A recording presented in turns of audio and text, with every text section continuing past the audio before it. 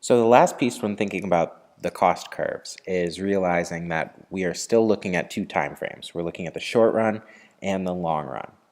In the short run, because fixed costs are, well, fixed, the ATC has a very distinct U shape due to the spreading effect and then the diminishing returns effect. In the long run, ATC can change due to the fact that fixed costs are no longer fixed. So we're going to briefly take a look at that. This is the content from Module 20. So when studying cost curves, again, we've been in the short run, and in the short run, some costs are fixed. In the short run, the average total cost curve has been U-shaped. So in general, this is a very sort of highlighted look at the cost curves, a very dramatic U shape for ATC and AVC. The marginal cost, not quite the check mark, but it's still the general shape we expect it to be. ATC is usually high initially due to fixed costs or startups. And then it declines due to the spreading effect as we spread out the fixed costs. This is also seen by how the average fixed cost curve gets closer and closer to the horizontal axis. ATC then eventually increases due to diminishing returns of the variable inputs. In the long run, there are no fixed costs, so everything can change. Another way to think about this is in the long run, the firm can choose any size of fixed cost it wants. Do I want my lemonade stand to be 5 foot by 5 foot? Do I want it to be 5 foot by 6 foot, 2 by 3, 20 by 20? Do I want a huge empire like McDonald's? Do I want my school building to have this number of classrooms, or can I add an extra gym or an extra lunchroom? These are the decisions that you can make in the long run. Now, the big question is why? Why would a company want to increase their fixed costs? Well, the answer is a larger fixed cost could lead to a more efficient factory and a better use of variable costs. When you have more space, you can then sometimes distribute your production out more efficiently and have better results as possible. Right? Think about how shoes used to get made. You used to have one guy with a bunch of candles sitting in a dark room, pounding out leather and putting in rivets and stitching by hand, and it was a long process, and you didn't make a lot of shoes. But as he increased his fixed cost and had a bigger factory floor and now had some machinery and some sewing machines and some apprentices, and you weren't running on, you had electricity and you had more fixed costs available to you, you became more efficient. So there is this distinction between the short-run average total cost curve and the long-run average cost curve. In the long run, the cost curve shows the minimum average cost each level of output where inputs are variable. And so this is essentially saying that in the long run, the firm can have any size it wants. And basically, the long-run average total cost curve is made up of a series of short-run ATCs. We'll see this on the next slide. Each ATC is for a different time period and represents a different possible cost for the business. So the next slide is a little bit confusing. Go back to your textbook if my explanation doesn't make sense, or watch the other video I've linked. So the darker black line is the long-run average total cost. The smaller U's are all the possible short-run average cost curves. So the leftmost one would be if we have a very small factory. The rightmost one would be if we had a really big factory. If you are a fan of superhero shows like I am, you know that there are usually an infinite number of possible Earths.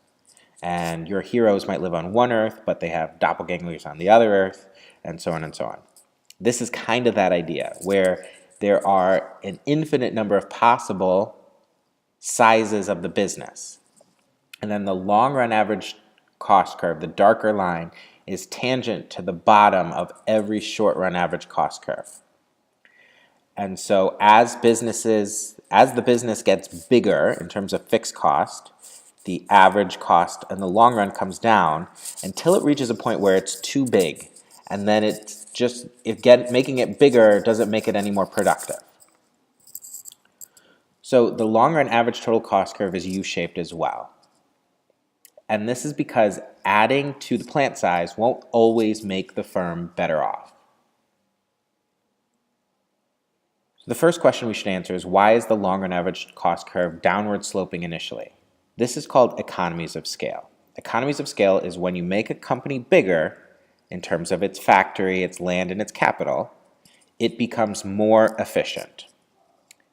And there's 4 causes of this. The first is labor specialization. When we have a bigger factory, we can make the labor more specialized. We don't have to have one person doing all the jobs. You don't have to have one teacher that teaches US history, world history, geography, psychology. You can have teachers that specialize in each because you have enough space to spread out the students and do it that way. Or, and another example would be, think about a car factory.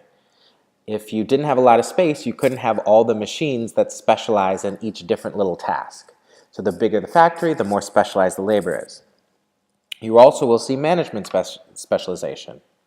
Instead of having a manager who has to watch every step of the process, you could have a manager that watches just building the axles of the car, and then a manager that just looks over the electrical system.